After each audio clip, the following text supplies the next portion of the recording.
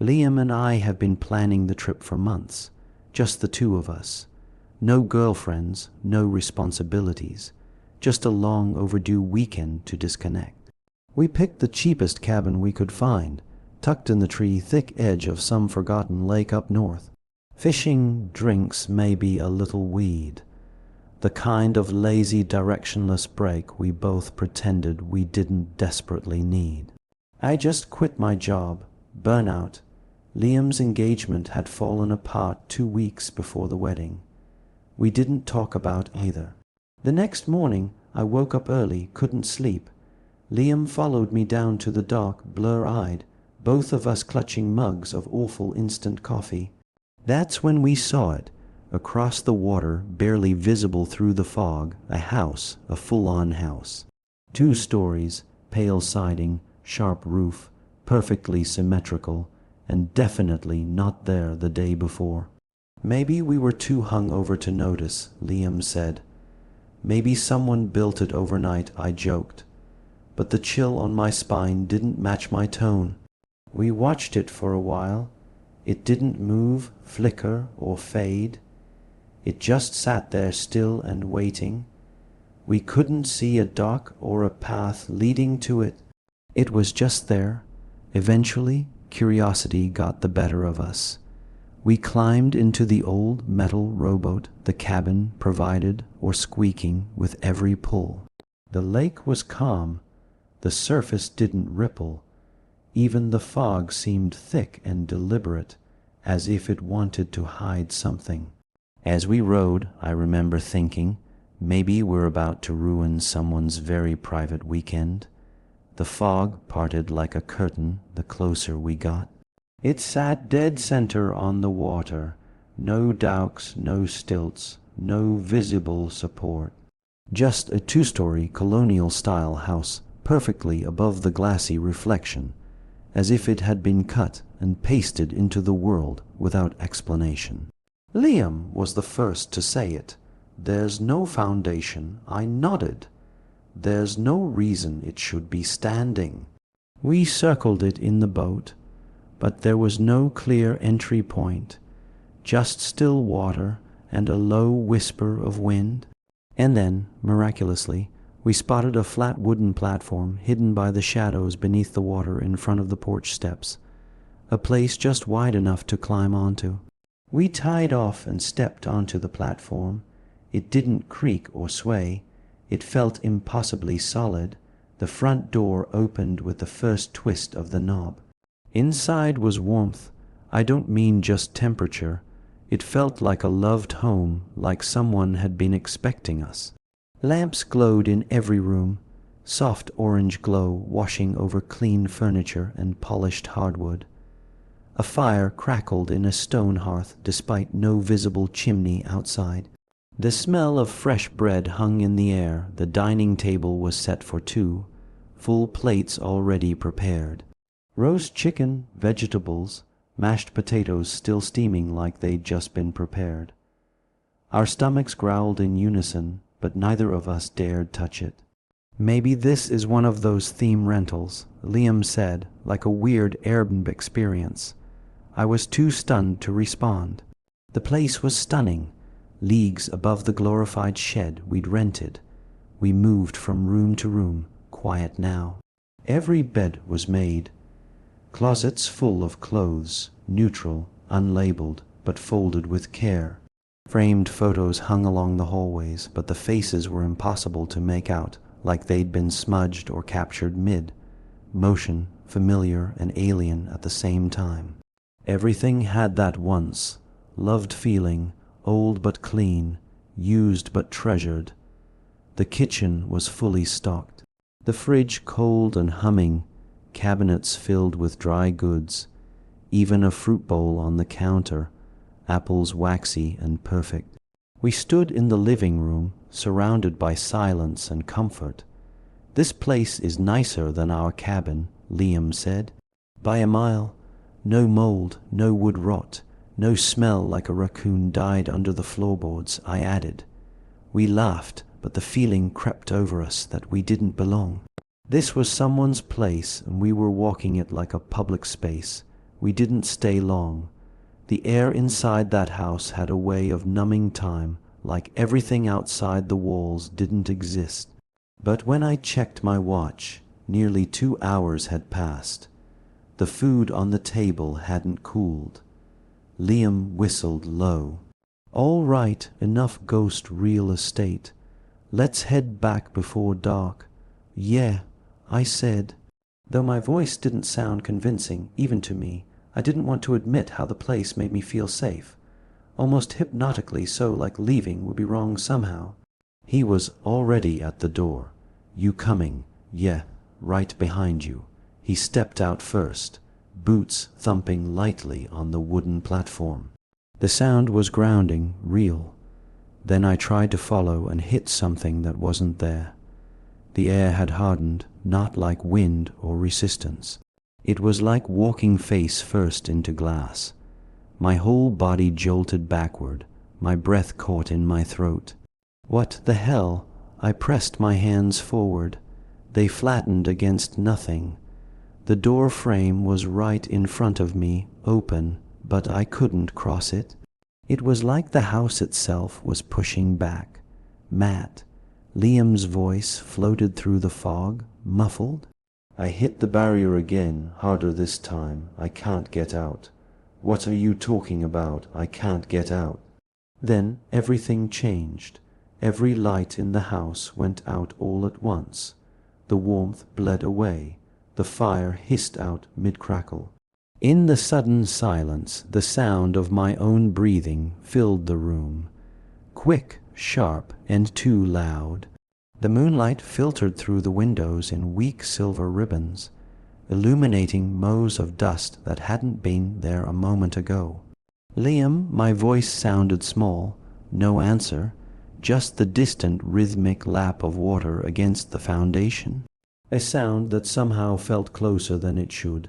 "Liam," I shouted, panic rising. My heartbeat thudded in my ears. Footsteps thudded across the porch. Then the door swung wide. Light poured back in around him like someone had hit a switch. The fire roared again. The air warmed. Everything was normal. Liam stood in the doorway, eyebrows raised. "What the hell's your problem?" I stumbled forward, gripping the frame.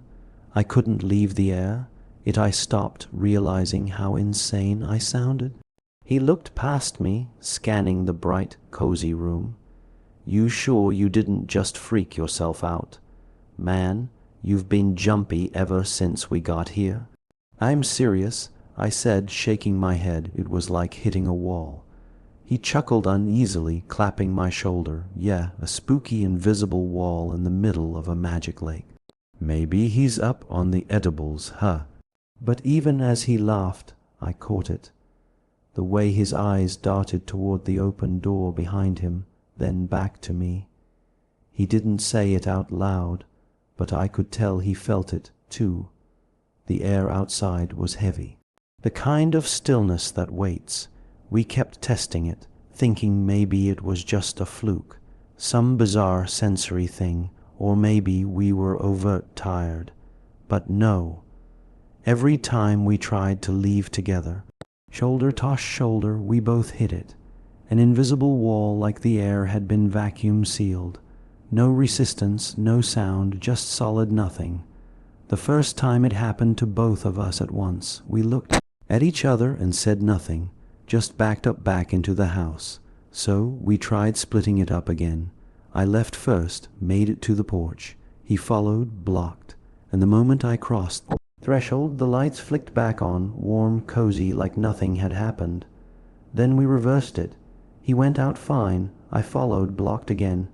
It became clear you could leave, but only if someone else stayed behind. One must remain.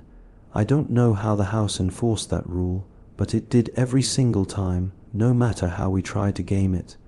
Eventually, we stopped trying and sat in the living room surrounded by ticking clocks and too perfect furniture. The crackling fireplace didn't burn down, and the food in the table never got cold. It was all still waiting. Liam was the one who spoke first. "I'll go," he said. "I'll get help. I'll be fast." I didn't like it, but he was already walking to the door. and as he crossed the threshold, the light didn't just fade, it curdled. Warm gold drained into thin gray moonlight that coated everything like dust. The fire died without smoke. The smell of bread soured to something metallic and old. The temperature dropped 5 degrees and kept falling. I tried turning on the lamps. Nothing. Switches clicked. Bulbs stayed dead. I even tried the lighter from the kitchen drawer, but when I flicked it, nothing sparked. So I started walking. At first, everything looked the same, but age seemed to infect the place. The once pristine wooden ornaments peeled and flaked into husks that only resembled what they once were. Then I opened a door that should have led to the hallway and found a staircase, narrow, pitch black. I didn't go down. I closed the door, took a breath, opened it again. The hallway was back. I stood there for a while, just breathing, listening. The sounds came slowly, like the house had been holding its breath and finally let it out. Soft creaks, then the hum of something shifting, almost organic, like bones realigning in the walls. There was movement, too, at first, just flickers at the edges of my vision. A shadow passing behind a doorway I hadn't opened. Something crawling along the ceiling fast, enough to make me question if I saw anything at all. I turned corners that should have led to the kitchen and ended up back in the foyer. Doors led to wrong places. Windows showed only fog. Eventually, I gave up trying to map it. I picked a room, a small guest bedroom I hadn't seen before, and shut the door behind me. It was bitterly cold. I climbed into bed, fully dressed, clutching the thick covers to my chin. I heard breathing, not mine. Slow, deep rasping somewhere in the walls. I heard scratching, too.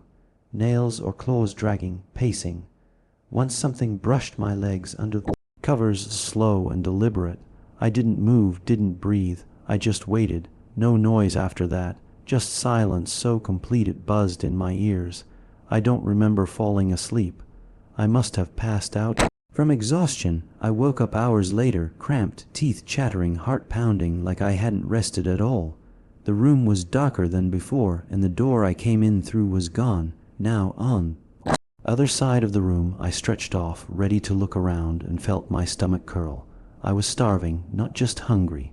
It was like something had reached inside during the night and scooped out more than food. The lights were still dead. The fireplace remained cold ash. The food from before gone, missing like it had never existed. I tried the taps. Nothing came out. No hiss, no drip. Just silence. The windows still show the lake. Fog blanketed and still, but the sky hung in perpetual dusk. The moon hovered low, never rising, never falling. The shadows stayed long, stretched at first. I thought a day had passed, then two. Now I wasn't sure if time was moving at all. I started keeping track. I used the steak knife to carve a tally into the kitchen table every time I slept. There were 5 lines now, maybe 6. One of them was deeper, fresher, but I didn't remember making it. It didn't let me rest anymore. Every time I closed my eyes, I felt it watching, not from darkness, but everywhere, like the walls were its skin and the beams were its spine. I could hear it breathing through the grain of the floorboards, smell it, sweet wet rot, even when I pressed a pillow over my face. At first I stayed in one room, then I tried moving, hoping to outrun it, but the layout wouldn't stay still. Doors opened to dead ends, staircases twist, mirrors didn't reflect the right version of the room, a facsimile of what the room was meant to be, like it was half guessing. The worst are the rooms I didn't remember entering. I'd blink and be standing in a narrow crawl space, breathing hard, hands scraped raw like I've been clawing at the walls. I once woke up inside a closet, curled around a pile of clothing that didn't belong to me. The thing moved differently. When I was exhausted, it didn't bang or scream, it stalked. Sometimes I'd hear it just outside the door, slow steps that paused too long. Once I saw a shape under the crack, like something crawling flat-bellied across the hallway, dragging limbs. I locked the door. That night it tapped slow and patient on the other side. Hours of soft tapping just beyond the wood. One night I found muddy footprints in the kitchen, small, barefoot like a child's. They circled the room, then stopped at the base of the bed. I didn't hear it, didn't see it, but it was there inches from me while I slept. At some point I lost count of the days. The first few ties on the table were neat, straight. I even tried marking time by the dim shift of light outside, but that stopped making sense fast. The sky didn't move here. It stayed caught in that same silver half-light. I thought I carved 30 marks, maybe 40, but somewhere in the blur of time I stopped sleeping, or I started sleeping without knowing. I started scratching marks on the wall instead, just to feel something different, something rough, but even the walls began to reject it. The scratches would vanish when I looked away. One time they came back but moved higher, too high to reach. The house was keeping its own count. I hadn't eaten in what must have been weeks. My stomach ate constantly, gnawed itself. No food, no water, but I didn't die. My mouth stayed dry, my lips split, my head spun when I stood too fast. And yet I'd wake up the next morning, still alive, still here, still hungry. It wasn't kindness. It was cruelty. Measured out one tick at a time. It was getting bolder. The first time it touched me, I thought I imagined it. A cold pressure on the back of my neck. But then it brushed my ankle when I hid under the bed. It gripped my arm once while I slept, hard enough to leave finger-shaped bruises. I looked in the mirror and saw no one behind me. Now I heard it breathing at night, not just through the walls or doorway, from my pillow. One day, or whatever day meant, I saw a figure standing just beyond the kitchen doorway, not moving, just watching. It had no face, just the suggestion of one. A dent where a mouth should have been, a shimmer of breath where eyes might blink. I couldn't tell if I'd gone insane or if insanity would have been a mercy. Then finally it cornered me. I was running again, trying to get to the staircase that used to lead to the bedroom. It ended in a wall. When I turned, it was there. It didn't charge at me. It raised a hand, pointed at me. The ceiling bent around it like gravity itself was drawn to it. I backed into a corner, shaking, whispering anything I could remember. Prayers, apologies, my own name over and over like a shield. It stepped forward. Closer. The temperature dropped. My breath hitched and crystallized in the air. It reached out, fingertips about to brush my chest. The light snapped on, warm, full, blinding. The fireplace roared. Life, the smell of cinnamon, baking bread. I dropped to my knees, sobbing. The thing was gone. I wasn't alone. Hey! A voice called. I looked up. My friend stood in the doorway, backlit by the sudden warmth of the house. He was breathing hard, grinning in disbelief like he'd found me after a long game of hide and seek. Dude, he said, you're right. I couldn't speak. My throat felt torn, raw, every inch of my body sore, like I'd been wrung out and left to dry. I pushed myself upright, still on my knees, eyes adjusting to the impossible light.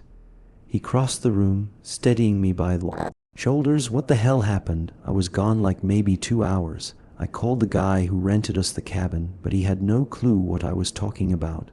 Said there was no house on the lake. Thought I was messing with him. 2 hours, I croaked. Yeah, left just past noon. It's not even 3 yet. That hit harder than the cold ever did. I looked in the mirror and hid my reaction to what I saw. I hadn't aged a day, but I'd lived a lifetime. I stared at the fireplace, the plates of food reset perfectly, the soft of peace back in the air. I'd carved more than 30 marks on the table. I'd felt my sanity stretched thin, and yet he said 2 hours. I didn't even argue, just closed my eyes for a moment. Then I turned to him, voice low. Look, I need to get out of here just for a little bit. I haven't eaten or slept. I messed up, man. He frowned suddenly, uneasy. I thought you said we couldn't both leave. No, I said quickly. That's not it. We can leave, but not together. One of us has. Stay behind. That's the rule. He hesitated. So, if I stay, you'd be fine. I'll row back, grab supplies, maybe talk to someone else. Be gone maybe 20 minutes tops. His eyes flickered toward the door. Seriously? I said. "You don't have to do anything, just hang out, enjoy the food here." He gave a weak laugh at that. "That's insane, you know that." "Yeah," I said, already halfway to the door, "but we're dealing with it, right?" A pause, then a reluctant nod. "All right, go." I didn't look back, didn't check to see if the house dimmed behind me. I just stepped out into the fog, let the door swing shut, and walked down to the boat. The water lapped gently against the boat as I neared the halfway point across the lake, and already I felt the weight in my chest shift like something was being peeled off me layer by layer. I stopped rowing, turned my head. The house sat still on the water, perfectly centered, but the lights, they were gone. The soft golden glow that once made it look like a dream had vanished. Its silhouette stood darker than the mist around it. Every window at Lifeless Square. He was in there now, alone, and I'd known it would happen. I'd let it happen. I dropped the OS, let the boat drift, and tried to convince myself there was still time. Maybe he'd figure a way out. Maybe I was wrong about the rules. Maybe, just maybe, if I waited, he'd be on the porch waving, laughing, saying, "This place is messed up, man." But I handled it. I waited, I watched. The house remained still, cold, untouched by time or warmth. I rode the rest of the way in silence. Back in the cabin, everything felt too loud. The creak of the wood, the hum of the refrigerator, the crunch of my footsteps, all too loud after what I just left. I tried to eat. The food turned to ash in my mouth. Guilt ripped away any semblance of appetite. I stood by the window, watched the lake, watched the dark shape where the house waited. I told myself I'd go back at sunrise, rest up a bit for my turn back in there. Then I told myself I'd go if the lights came back on. Every hour I checked, nothing. I went to the dock with the boat ready, hand on the rope, but I didn't untie it. I just stood there feeling the mist curl around my ankles, and then I started bargaining. Maybe it didn't have to be both of us getting out. Maybe he was okay. Maybe this was just temporary, and when I left, the house would vanish and let him go. Maybe the house only haunted me and was fine for him. I whispered his name once. It caught in my throat like a splinter. The guilt came in waves. Shame, anger, denial. I punched the counter, cursed him for not refusing, cursed myself for asking, cursed the lake, the fog, everything. Then I looked out the window one last time. Still nothing. That's when I started lying to myself. He'd seen the dark now. He understood. He'd know what I went through, the walls shifting, the breathing, the endless not quite night. And because of that, if I went back, if we traded places again, he'd leave me there. He'd have to. He'd know it's the only way one of us walks away. So maybe leaving now wasn't betrayal. Maybe it was the only way to make sure I survive. That's what I told myself anyway, over and over until it stopped sounding like cowardice and started sounding like salvation. A second chance. I waited until dusk before packing my bag. 15 minutes, maybe less, just clothes and my phone. At the door, I hesitated, looked back at the half-empty cabin, the lake beyond.